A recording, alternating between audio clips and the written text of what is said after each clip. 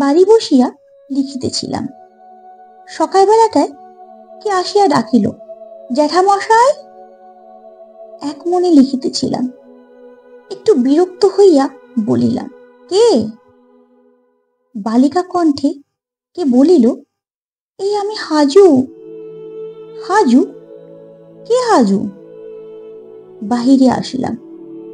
একটি 16-17 বছরের মেয়ে, পরনে মলিন বস্ত্র এবং তার কোলে আছে একটি ছোট্ট ছেলে। চিনিলাম না। গ্রামে অনেক দিন পরে নতুন আসিয়াছি, কত লোককে চিনি না। বলিলাম, কে তুমি? মেয়েটি লাজুক সুরে বলিল, আমার বাবার নাম রামচরণ বোষ্টম।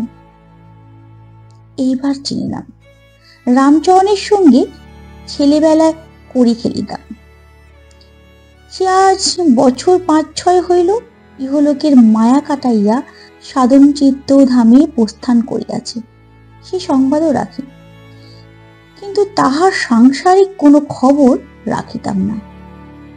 তাহার যে এত বড় মেয়ে আছে তাহা এখনই জানিলাম। বলিলাম, ও তুমি রামচরণের মেয়ে? বিয়ে হয়েছে দেখছি। শ্বশুর বাড়ি কোথায়? কালুপুর। বেশ বেশ। এটি খোকা বুঝি? বয়স কত হলো? এই 2 বছর। বেশ, বেঁচে থাকো। যাও, বাড়ির মধ্যে যাও। আপনার কাছে এইছি জ্যাঠামশাই, আপনি লোক রাখবেন? লোক? না, লোক তো আছে, গয়লা বউ। আর লোকের দরকার নেই তো। কেন, থাকবে কে? আমি থাকতাম। আপনার মাইলে রাখবে না, আমাদের দুটো খেতে দেবেন। কেন, তোমার শ্বশুর বাড়ি? মেয়েটি কোনো জবাব দিল না। অত শত হাঙ্গামাতে আমার দরকার কি?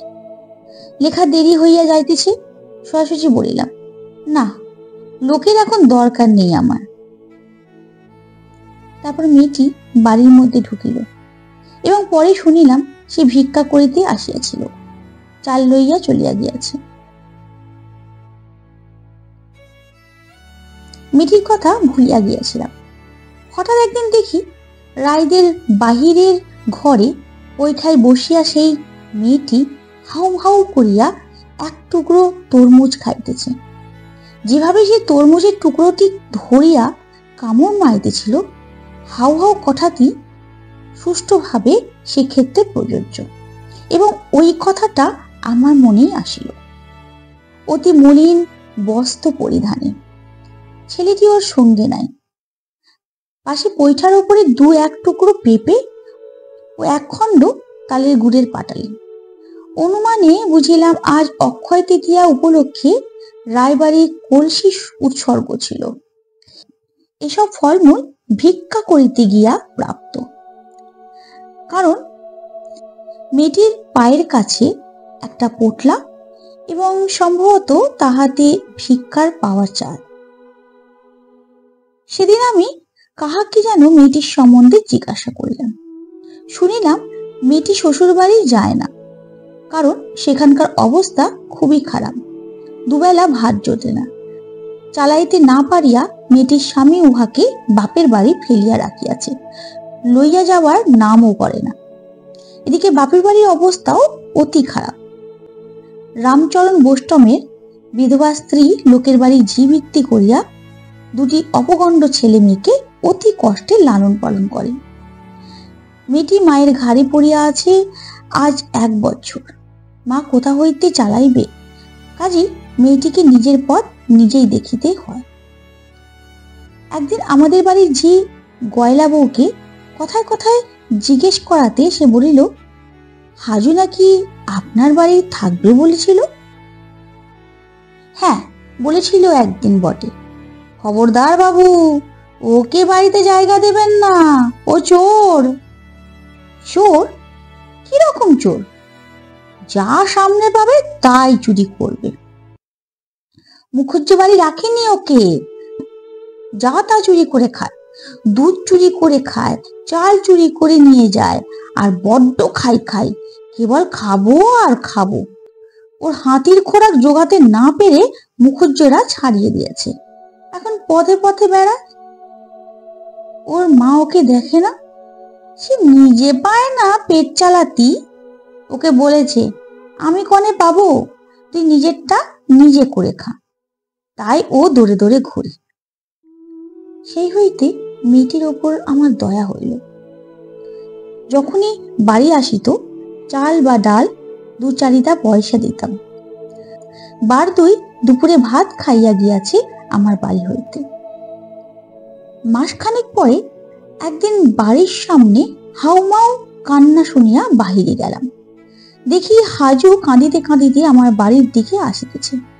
ব্যাপার কি শুনিলাম, মধু চক্রবর্তী নাকি তাহার আর কিচ্ছু রাখি নাই, তার হাতে একটা ঘটি ছিল, সেটিও কারিয়া রাখিয়া দিয়াছে।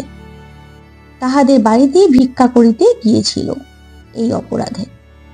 রাগ হইল। আমি গ্রামের একজন মাতব্বর এবং পল্লী মঙ্গল সমিতির সেক্রেটারি। তখনই মধু চক্রবর্তীকে ডাকিয়া পাঠাইলাম। মধু একখানা রাঙা গামছা কাঁধে হন্তদন্ত হইয়া আমার বাড়ি হাজির হইল। জিজ্ঞাসা করিলাম, মধু, তুমি একে মেরেছ? হ্যাঁ দাদা, এক ঘা মেরেছি ঠিকই, রাগ সামলাতে পারিনি, ও আস্ত চোর একটি।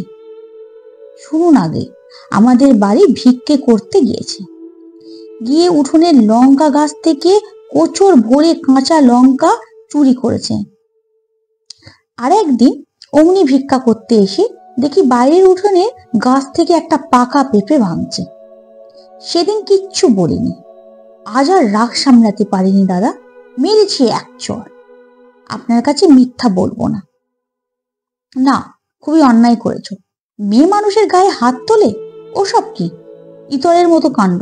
ছি, যাও, ওর কি নিয়ে রেখেছ ফেরত দাও গে, যাও। হাজুকে বলিয়া দিলাম সে যেন কোনো দিন মধু চক্রবর্তীর বাড়ি ভিক্ষা করতে না যায়। এই সময় আকাল শুরু হইয়া গেল। ধান চাল বাজারে মেলে না, ভিখিরিকে মুষ্টি ভিক্ষা দেওয়া বন্ধ। এই সময় একদিন হাজুকে দেখিলাম ছেলে কোলে গোয়ালাপাড়ার রাস্তায় ভিক্ষা করিয়া বেড়াইতেছে।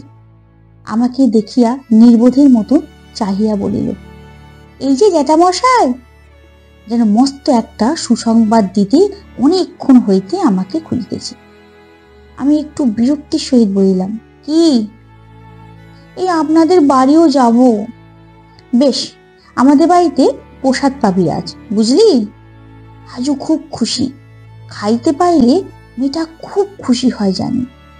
কাঁথার তলায় ছায়ার রোয়াকে সে যখন খাইতে বসিল, তখন দুজনের ভাত তাহার একার পাতে। নিছক খাওয়ার মধ্যে যে কি আনন্দ থাকিতে পারে তাহা জানিতে হইলে হাজুর সেদিনকার খাওয়া দেখিতে হয়। স্ত্রীকে বলিয়া দিলাম, একটু মাছ টাছ বেশি করে দিও ওকে। একদিন বোস্টম পাড়ার হরিদাস বৈরাগীকে জিজ্ঞাসা করিলাম, তোমাদের পাড়ার হাজু শ্বশুরবাড়ি যায় না কেন? ওকে নেয় না ওর স্বামী। কারণ? সে নানা কথা। ও নাকি মস্ত পেটু, চুরি করে হাঁড়ি থেকে খায়, দুধের স্বর বসাবার জো নেই করায়, সব চুরি করে খাবে, তাই তাড়িয়ে দিয়েছে। এই শুধু দোষ, আর কিছু না? এই তো শুনেছি, আর তো কিছু শুনিনি। তারাও ভালো গেরস্ত না, তাহলে কি আর ঘরের বউকে তাড়িয়ে দেয় খাওয়ানোর জন্যে? তারাও তেমনি। কিছুদিন আর হাজুকে রাস্তাঘাটে দেখা যায় না। একদিন তাদের পাড়ার বোস্টম বউ বলিল, শুনেছেন কাণ্ড? কি? সেই হাজু আমাদের পাড়ার, সে যে বনগাঁয়ে গিয়ে নাম লিখিয়েছে। আমি দুঃখিত হইলাম। এদেশে নাম লেখানো বলে বেশ্যাবৃত্তি অবলম্বন করা। হাজু অবশেষে পতিতাবৃত্তি গ্রহণ করিল।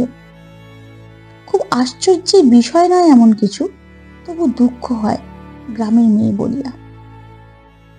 এখানে এই ব্যাপারে শেষ হইয়া যাইত হয়তো, কারণ গ্রামে সবসময় থাকিও না, থাকিলেও সকলের খবর সবসময় কানেও আসে না। 50-এর মর্মান্তর চলিয়া গেল। পথের পাশে এখানে ওখানে আজও 2-1টা কঙ্কাল দেখা যায়। ত্রিপুরা জেলা হইতে আগত বুভুক্ষ নিঃস্ব হতভাগ্যরা পৃথিবীকে বুকে চিহ্ন রাখিয়া গিয়াছে।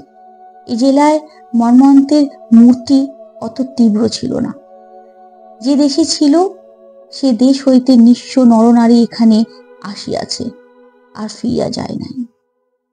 পৌষ মাসের দিন, খুব শীত পড়িয়াছে। মহকুমার শহরে একটা পাঠাগারে বার্ষিক উৎসব উপলক্ষে গিয়াছি। ফিরিবার পথে একটা গলির মধ্যে দিয়া বাজারে আসিয়া উঠিব ভাবিয়া গলির মধ্যে ঢুকিয়া কয়েক পথ মাত্র অগ্রসর হইয়াছি। এমন সময় কে ডাকিল, ও জ্যাঠামশাই। বলিলাম, কে? এই যে আমি। আধ অন্ধকারে গলিপথে ভালো করিয়া চাহিয়া দেখিবার চেষ্টা করিলাম।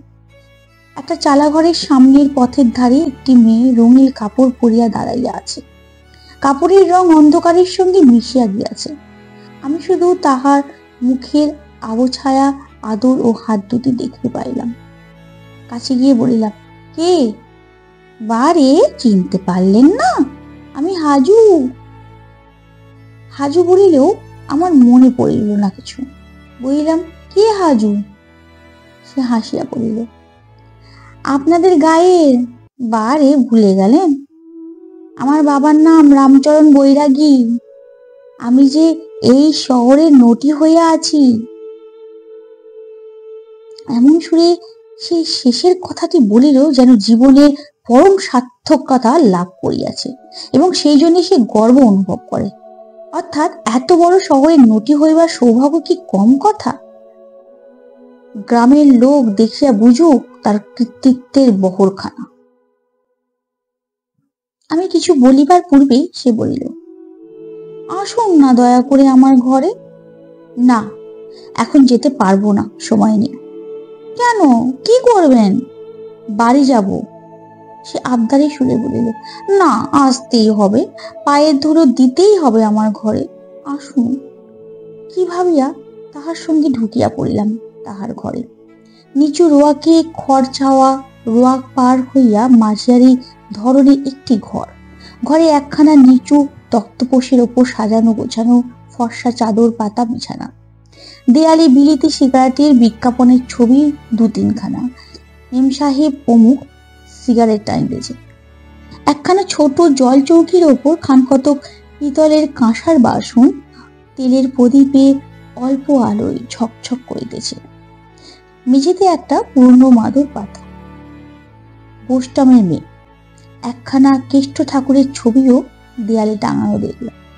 ঘরের এক কোণে দুগিতবালা এক জোড়া, একটা হুকো, টিকে তামাকের মালসা, আরো কি কি। হাজু গর্বের স্বরে বলিল, এই দেখুন আমার ঘর। বাহ, বেশ ঘর তো। কত ভাড়া দিতে হয়? 7.5 টাকা। বেশ। হাজু এক ঘটি জল লইয়া আসিয়া বলিল, পা ধুয়ে নিন। কেন, পা ধোয়া এখন কোনো দরকার দেখছি নে, আমি এক্ষুনি চলে যাব। একটু জল খেয়ে যেতে হবে কিন্তু এখানে জ্যাঠামশাই। এখানে জল যোগ করিবার প্রবৃত্তি হয় কখনো? পতিতার ঘর তো। গা ঘিন ঘিন করিয়া উঠিল। বলিলাম, না, এখন কিছু খাবো না, সময় নেই। হাজু সে কথা গায়ে না মাখিয়া বলিল, তা হবে না, সে আমি শুনছি নে, কিছুতেই শুনবো না, বসুন। তাহার পর সে উঠিয়া জল চৌকি হইতে চায়ের পিয়ালা তুলিয়া আনিয়া সযত্নে সেটা আঁচল দিয়া মুছিয়া আমাকে দেখাইয়া বলিল, দেখুন কিনেছি, আপনাকে চা করে খাওয়াবো, এতে চা করতে শিখেছি। ড্রেসিং চায়না নয়, অন্য কিছু নয়, সামান্য একটা পেয়ালা। হাজুর মন সন্তুষ্টির জন্য বলিলাম, বেশ জিনিস, বাহ। ও উৎসাহ পাইয়া আমাকে ঘরের এই জিনিস ও জিনিস দেখাইতে আরম্ভ করিল। একখানা আয়না, একটা টুকনি ঘটি, একটা সুদৃশ্য কৌটা ইত্যাদি। এটা কেমন, ওটা কেমন, সে এসব কিনিয়াছে। তাহার খুশি ও আনন্দ দেখিয়া অতি তুচ্ছ জিনিসের প্রশংসাও না করিয়া পারিলাম না। এতক্ষণ ভাবিতেছিলাম ইহাকে এই পথে আসিবার জন্য তিরস্কার করি এবং কিছু সদ উপদেশ দিয়া জ্যাঠামশাইয়ের কর্তব্য সমাপ্ত করি। কিন্তু হাজুর খুশি দেখিয়া ওসব মুখে আসিল না। যে কখনো ভোগ করে নাই তাহাকে ত্যাগ করো যে বলে, সে পরম হিতৈষী সাধু হইতে পারে, কিন্তু সে জ্ঞানী নয়। কালও ছিল ভিখারিণী, আজ এই পথে আসিয়া ওর অন্ন বস্ত্রের সমস্যা ঘুচিয়াছে। কাল যে পরের বাড়ি চাইতে গিয়া পোহার খাইয়াছে, আজ সে নিজের ঘরে বসিয়া গ্রামের লোককে চা খাওয়াইতেছে। নিজের পয়সায় কেনা পেয়ালা পিরিচি, যার বাবাও কোনোদিনও শহরে বাস করে নাই বা পেয়ালায় চা পান করে নাই, ওর জীবনের এই পরম সাফল্য ওর চোখে। তাকে তুচ্ছ করিয়া, ছোট করিয়া, নিন্দা করিবার ভাষা আমার জোগাইল না। সংকল্প ঠিক রাখা গেল না। হাজু চা করিয়া আনিল, আর একখানা কাঁসার মাজা রেকাবিতে স্থানীয় ভালো সন্দেশ ও পেঁপে কাটা। কত আগ্রহের সহিত সে আমার সামনে জল খাবারের রেকাবি রাখিল। সত্যি আমার গা ঘিন ঘিন করতেছিল। এমন জায়গায় বসিয়া কখনো খাই নাই, এমন বাড়িতে। কিন্তু হাজুর আগ্রহ ভরা সরল মুখের দিকে চাহিয়া প্রাত্যে কিছু অবশিষ্ট রাখিলাম। হাজু খুব খুশি হইয়াছে, তাহার মুখে ভাবে বুঝিলাম। বলিল, কেমন চা করেছি জ্যাঠামশাই? চা মোটেই ভালো হয় নাই। পাড়া গিয়ে চা, না গন্ধ না আস্বাদ। বলিলাম, কোথাকার চা? এই বাজারের। তুই নিজে চা খাস? দুটি বেলা চা না খেলে সকালে কোনো কাজ করতেই পারি নে জ্যাঠামশাই। আমার হাসি পাইল। সেই হাজু ছবিটি যেন চোখের সামনে আবার ফুটিয়া উঠিল। রায়বাড়ির বাহিরে ঘরের পৈঠার কাছে বসিয়া খোলা শুদ্ধ তরমুজের টুকরো হাউ মাউ করিয়া চিবাইতেছিল। হে হাজু চা না খাইলে নাকি কোনো কাজে হাতই দিতে পারে না। বলিলাম, তাহলে এখন উঠি হাজু, সন্ধে উতরে গেল, আবার অনেকখানি রাস্তা যাব। হাজু দেখিলাম এত শীঘ্র আমাকে যাইতে দিতে অনিচ্ছা। গ্রামে এ কেমন আছে সে কেমন আছে জিজ্ঞাসাবাদ করিল। বলিলে, একটা কথা জ্যাঠামশাই, মাকে 5টা টাকা দেবে, আপনি নিয়ে যাবেন। লুকিয়ে দিতে হবে কিন্তু টাকাটা, পাড়ার লোককে না জানতে পারে। মার বড় কষ্ট, আমি মাসে মাসে যা পারি মাকে দিই। গত মাসে একখানা কাপড় পাঠিয়েছিলাম। কার হাতে দিয়ে দিলি? বিনোদ গোয়ালা এসেছিল, তার হাতে দিয়ে লুকিয়ে পাঠালাম। তোর ছেলেটা কোথায়? মার কাছেই আছে, ভাবছি এখানে নিয়ে আসবো। সেখানে খেতে পড়তে পারছে না। এখানে খাওয়ার ভাবনা নেই জ্যাঠামশাই। সিঙ্গারা বলুন, কচুরি বলুন, নিমকি বলুন, তা খুব আছে। এমন আলুর দম করে ওই বটতলার খোট্টা দোকানদার, অমন আলুর দম কখনো খাইনি। এই এত বড় বড় একটা আলু আর কত রকমের মশলা। আপনি আরেকটু বসবেন, আমি গিয়ে আলুর দম আনবো, খেয়ে দেখবেন। না, ইহার সরলতা দেখিয়াও হাসি পায়, রাগ হয় না ইহার ওপর। বলিলাম, না, আমি এখন যাচ্ছি, আর ওই টাকাটা আমি নিয়ে যাব না। তুমি মানি অর্ডার করে পাঠালেও তো পারো। অন্য লোকে দেবে কি না দেবে, বিনোদ যে তোমার মাকে টাকা দিয়েছে তার কি ঠিক আছে? হাজু এই সন্দেহ মনে ওঠে নাই এতদিন। বলিল, যা বলেছেন জ্যাঠামশাই, টাকাটা জিনিসটা তো এর ওর হাতে দিয়ে পাঠিয়ে দি। মা পায় কি না পায় তা কি জানি। এ পর্যন্ত কত টাকা দিয়েছিস? তা 20-25 টাকার বেশি। আমি কি হিসেব জানি জ্যাঠামশাই? মা কষ্ট পায়, আমার তো কি ভালো লাগে। কার হাত দিয়ে পাঠিয়ে দিস? হাজু লজ্জার মুখে চুপ করিয়া রইল। বুঝিলাম আমাদের গ্রামের লোকজন ইহার নিকট যাতায়াত করে। বলিলাম, আচ্ছা দে সেই 5টা টাকা, চলি। আবার আসবেন জ্যাঠামশাই, বিদেশে থাকি, মাঝে মাঝে দেখে শুনে যাবেন এসে। গ্রামে ফিরিয়া হাজুর মায়ের সঙ্গে দেখা করিয়া টাকা 5টি তাহার হাতে দিলাম। জিজ্ঞাসা করিলাম, আর কেউ তোমাকে কোনো টাকা দিয়েছিল? হাজুর মা আশ্চর্য হইয়া বলল, কই না, কে দেবে টাকা? বিনোদ ঘোষের নাম করিতে পারিতাম, কিন্তু করিলে কথাটা জানাজানি হইয়া পড়িবে। বিনোদ ভাবিবে আমারও ওখানে যাতায়াত আছে।